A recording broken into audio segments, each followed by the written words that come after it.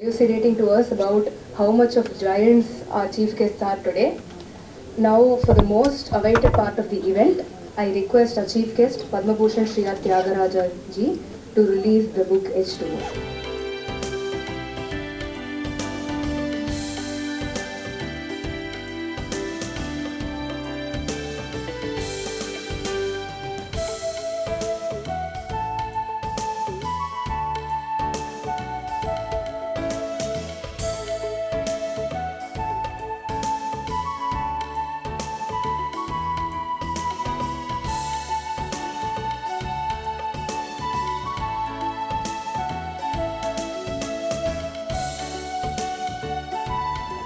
I now request our chief guest, Sri Jaswant Munoth ji, to release the book Mulyatmaka Arthashastra, authored by Dr. Dilip.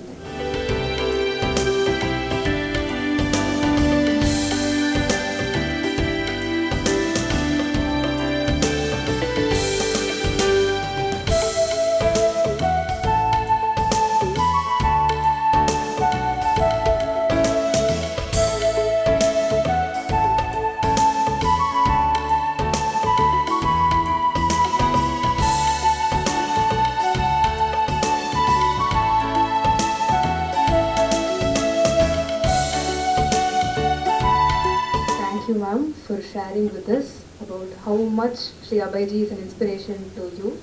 And I think all of us can take every step in his life and journey and incorporate it to become a better person. I now request Honorable Secretary General Sri Abhaya Srisrimal Jain to share his reminiscence about his journey and his life. I am so overwhelmed by the presence of my mentor, guru, philosopher, guide. I'm short of words to describe how much he has helped me in shaping my life. So, if I am into pharma industry, it is the entire credit goes to Sri Thyagarajan.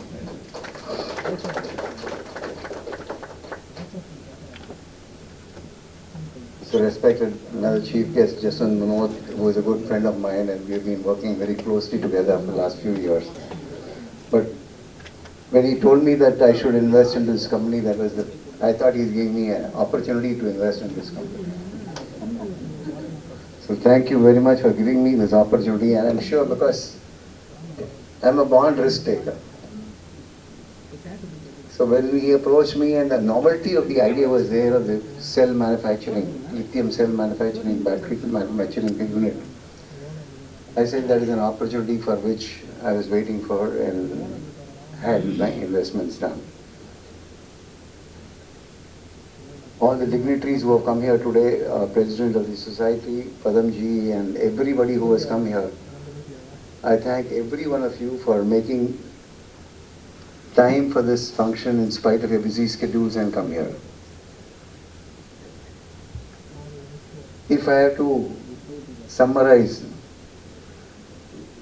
what I have gone through and what hurdles I have passed through, that's why I named the book as H2O. H2O is nothing else, Thyagarajan, I want to explain to you here. The God has made the earth with 67% of water. Our body is made of 67% of the water.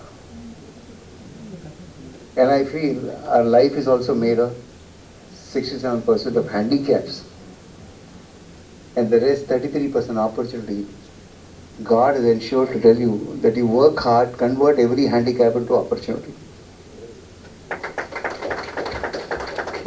So that's how the coin of H2O was done. And then I felt that this is a unique phrase where everybody struggles to, convert. Handicaps can be in any form. It can be in physical form, it can be in monetary form, it can be in the parents who are handicapped or parents don't give. We normally end up, finding faults as to why we are not able to go somewhere. But God has given you these handicaps because He knows how much strength you have. So you have to explore your inner strength and overcome these handicaps and convert that into an opportunity. If Abdul Kalam had complained that I didn't have a light in my house to read books, he wouldn't have become the president of India. So these are various stories. But if I have to really thank anybody in my life, it is my wife and children.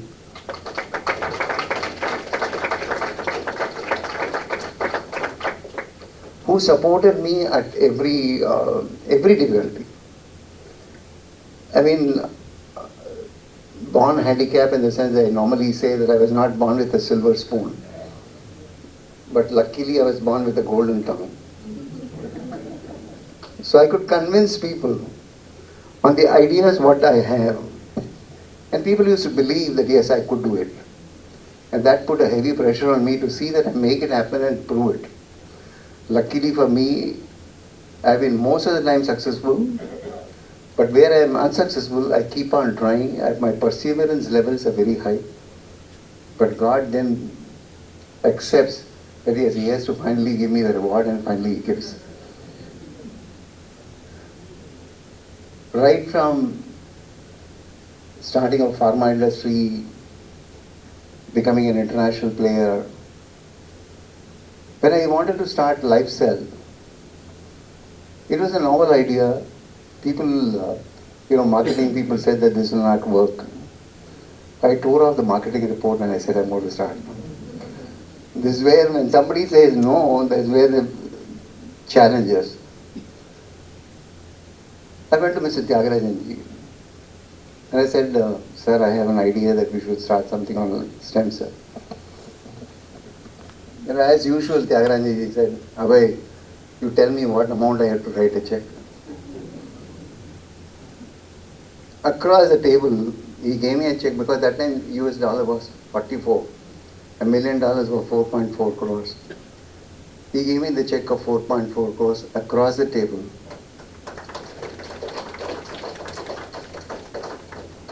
That is in 2004. And you know what he said next sentence? This is his usual style of encouraging entrepreneurs. He said, Abhay, I have forgotten this money.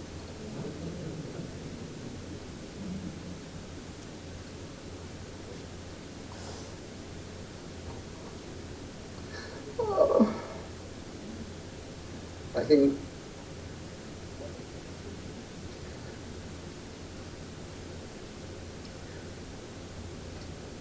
so from 2004, I almost was riding 4 or 5 horses at the same time. Education institution was one. In 2004, it was supposed to start, but then finally it started in 2005. And 2004 to 2011 has been a discovery of myself as to what my potential was and what my potential is and how I could create more institutions. So between 2004 and 2011, with the help of Mr. Patabi and Mr. Ramanan, and she was a small team, and of course my family members, Mayur, we went into various industries. We started at least around 14, 15 industries at the same time and started investing everywhere. God has been kind. We have seen through the difficulties and seen that we make every step a formidable step and make it a success. The journey has been very, very difficult. And I still continue to take risks and ensure that I encourage entrepreneurship like what Thyagarajan ji is doing. I am probably learning from him as to how to encourage entrepreneurs and new ideas. So that has never stopped, and I don't think I should stop, but though the pressure on me is that I think I have done enough, I should withdraw from everything and stop. But leave it to God to decide as to what my next step would be. And similarly, about Sanjay Lunia, he talked about how we met in Guntur. And first thing I asked him was, what is his age? That time he was 19 years old, and he said, I have won an award in literature. I was surprised that a young man, 16 years old, is having an award, uh, a novel written by him at the age of 16. And I said, what are you doing now? He said, I'm running a publishing house, employing 40 people. And Guntur, in a small town, which is we always call as a B town or something, I find that today the talk of B town, C town has got no relevance. Because talent is everywhere. You have to encourage those talents and see that they are nourished and made into successful people. I can tell you some of the people who are sitting here, who have become entrepreneurs, who are trying to be successful, struggling, and some are already successful. So I've been enjoying this journey of helping people to see that they become successful entrepreneurs. So whatever I have learned from Mr. Thyagarajan ji, I want to ensure that I pass it on to the next generation and make more new entrepreneurs. Because I remember C.K. Prahlad's statement that poverty in India cannot be removed by doles and freebies. Poverty in India can be removed only by entrepreneurship. So the more the entrepreneurs are there, they create jobs, they create opportunities for people to be successful. And this is what it is. This is a cycle which we have to continue. I'm sure in the decades to come, when India becomes the superpower or the developed nation by 2047, India's Amrit Kal and 100th year of independence of India, I'm sure India is going to be seeing many entrepreneurs being very successful and running the country with all the... So Bhagwan Mahavira has many preachings, and out of that the main 5 preachings of what he talks about is Ahimsa, Aparigraha, Anikantavad, and Acharya and Satya. Satya and Brahmacharya. If you see aparigraha, doesn't mean that you should stop making wealth. Wealth creation is a God-given opportunity or gift to you. But only thing what he says is that you please limit your wants. Restrict your wants. Somebody says 100 saris, he says no, keep 1000 saris also. But more than 1000 saris you will not keep. Or even the food, what intake you do. Everything, build a limit for it so that the others can also, or you have the opportunity to distribute the wealth to the others. And this is what I strongly believe in. And example again, Mr. Thyagarajan ji, who still goes sometimes in a Maruti car. WagonR was his favorite car. And after so many years, first time I am seeing him having an email and a mobile phone. I asked him, sir, what made you change to the mobile phone? He said, my landline stopped working. And I had no choice but to have a mobile phone. So that is the kind of simplicity and humbleness each one of the successful person has to display. Displaying and sticking to those simplicity is more important. Because people, emulate what they see in the world. So when we are celebrating 80th birthday of Thyagarajan ji, our Gurumurti very rightly said that birthday celebrations of good people should be celebrated. What is happening? The politicians, the gundas, the others who really celebrate their birthday with all pomp and show. People think that we should celebrate like that. But that's a bad example they are setting. We should learn how to be simple, how to see that we contribute back to the society. And that's what we have done in our college also. We have ensured that every one of them become a doctorate, get a PhD. So more than 50%, 60% are PhDs today. So the kind of brick by brick, you build up the entire institution really paves way for the future to be unfolded and seeing more successful people. And I'm sure S.S.Jain Jain College will produce many leaders in the future. So I seek the blessings of everybody present here and good wishes to see that I continue to encourage entrepreneurship till my last breath.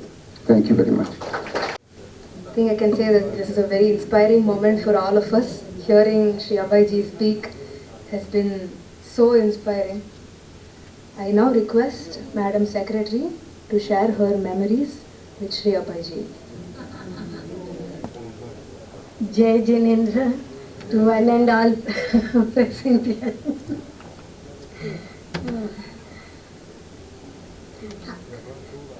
Respected Chief Guest, Padmabhushan Awardee Sri R. Thyagarajan ji, and a leader of our Jain community, Sri Jaswant Munoth. I heartily welcome you all for the book launch function.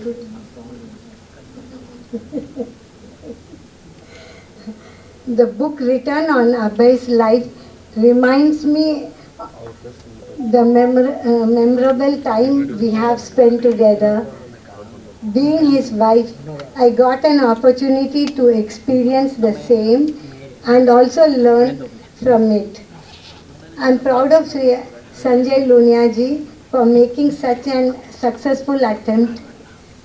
I also congratulate Dr. Dilip ji Ding for his book on Mulyantakam Arthashastra. I hope you all will enjoy reading both the books. Thank you. In fact, I forgot to talk about the book Mulyatmak Arthashastra. Mulyatmak Arthashastra was a thought process when we wanted to launch this in JITO, in the Global Economic Leadership Forum. I said, Dilip ji, we should write on what Mahavira had talked about economy. We all think that it is a religious sentiments which Mahavira had expressed. But Mahavira had very clearly expressed about how to run your individual life into business, how to limit your wants and see that you still be a successful businessman. And his disciple, or years later, Srimad Rajchandraji was doing diamond business. But while doing the diamond business, his principles were so strong that he stuck to the teachings and preachings of Mahavir Bhagwan, and he became an immortal person. So we always think that following some of the preachings or others are difficult in life, but if you can follow that and be truthful to your business and be truthful to the humanity in terms of giving away, no problem. He was accepting loss, but if the other person is satisfied, he was more important. And that's how he ran his business. And that's what we have learned in our all businesses, that customer comes first, and we ensure that he becomes a permanent customer for us. So when we are exporting all over the world, I think we have customers who have been there for life. So Dilip Dingji, thank you very much for writing beautiful book on, it is an extract of 20 various agamas, from where he has taken all these literature extracts and published it in a book. So thank you very much, really appreciate this. Thank you, sir.